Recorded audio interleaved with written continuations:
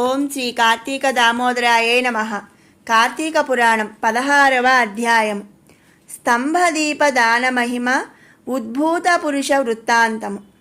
వశిష్ఠుడు ఇట్లు పలికెను. దామోదరునకు ప్రీతికరమైన ఈ కార్తీక వ్రతమును చేయనివాడు కల్పాంతము వరకు నరకము పొందును.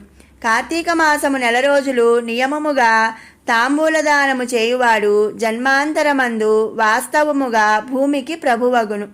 కార్తీక మాసమందు 9 రోజులు పాఠ్యమి మొదలు ఒక్కొక్క దీపమును హరిసన్నిధిలో వెలిగించిన వాడు పాపాలను పోగొట్టుకొనును, వైకుంఠమునకు పోవును. కార్తీక మాసమందు పూర్ణిమ నాడు సంతానమును గోరి సూర్యుని ఉద్దేశించి స్నానము దానము చేయవలెను. అనగా అట్లు చేసిన ఎడల సంతానము కలుగునని భావము. కార్తీక మాసమందు హరిసన్నిధిలో టెంకాయ దానమును దక్షిణ తాంబూల సహితముగా చేయువానికి సంతాన విచ్ఛేదము ఉండదు, రోగము ఉండదు, దుర్మరణము ఉండదు. కార్తీక మాసమందు పూర్ణిమ నాడు హరి ఎదుట స్తంభదీపమును పెట్టువాడు వైకుంఠపతి అగును. కార్తీక మాసమందు హరిసన్నిధిలో స్తంభదీపము అర్పణ చేసిన వానికి కలిగేడు పుణ్యమును చెప్పుటకు నా తరము కాదు. కార్తీక మాసమందు పూర్ణిమ రోజున స్తంభదీపమును చూచువారి పాపములు సూర్యోదయమందు చీకట్ల వలె నశించును. కార్తీక మందు స్తంభమును సమర్పించని వాడు నరకము నుండి విడుదలగాడు.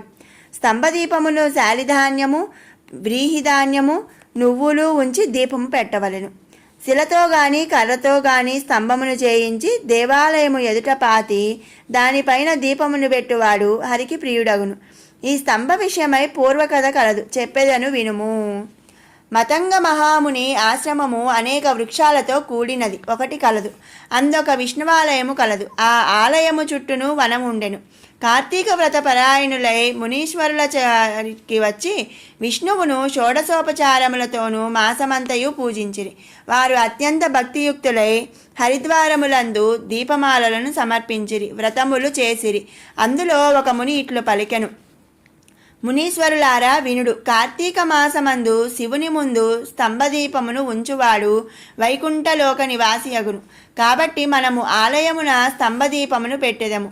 ఈ దినము కార్తీక పూర్ణిమ అయి ఉన్నది. ఈ దినము సాయంకాలము స్తంభదీప దానము హరికి అత్యంత ప్రియము. స్తంభమును జయించి కార్తీక మాస పూర్ణిమ నాడు సాయంకాలమందు దాని యందు దీపమును పెట్టువారి పాపములు నశించి వైకుంఠలోకమును పొందెదరు. వారందరూ ఆ మాట విని స్తంభదీపమును సమర్పించుటయందు ప్రయత్నము చేసిరి.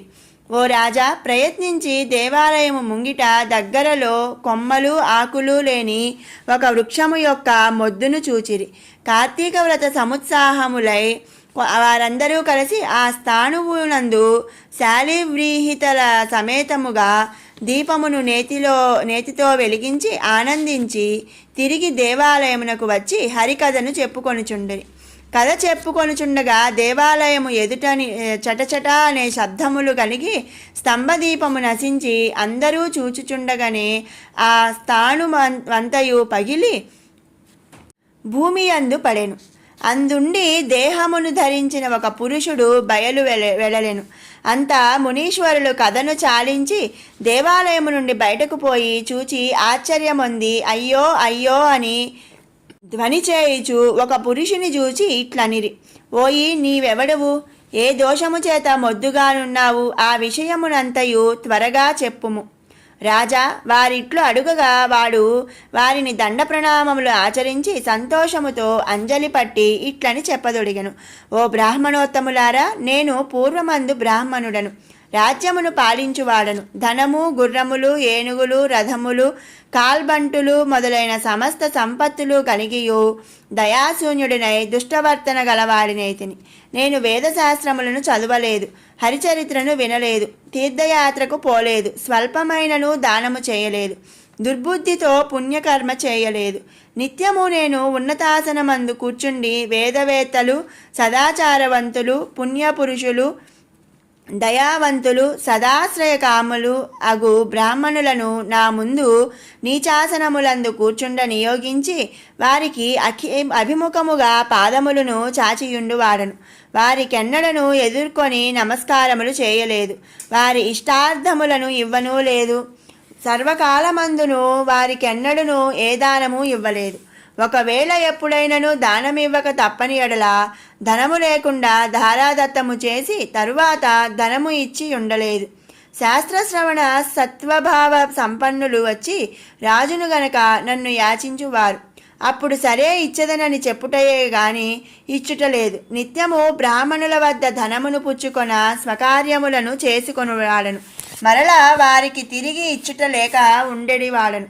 నేనిట్లు దుర్బుద్ధితో దినములు గడిపి తిని ఆ దుష్కృత కర్మచేత చచ్చి నరకమందు అనేక యాతనలను అనుభవించి తిని తరువాత భూమికి వచ్చి 52,000 మారులు కుక్కగా జన్మించి తిని అనంతరము 10,000 మారులు కాకిగా పుట్టి తిని ఆ తరువాత 10,000 మారులు తొండగా జన్మించి తిని పిమ్మట 10,000 మారులు పురుగుగా ఉండి మలాసీనై ఉంటిని.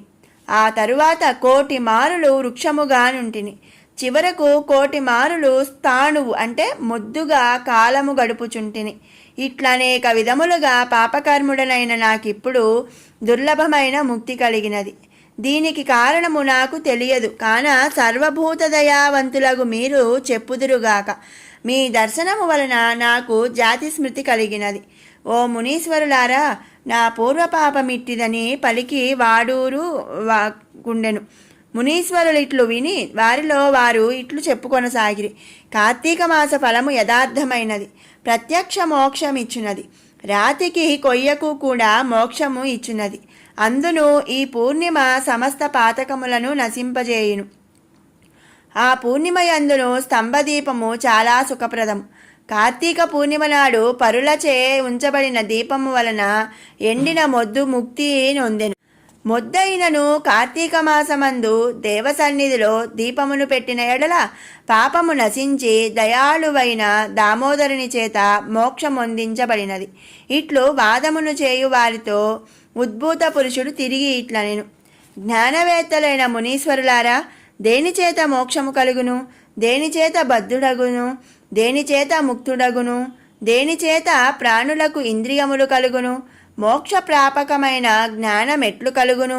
ఈ సర్వమును నాకు చెప్పుడు.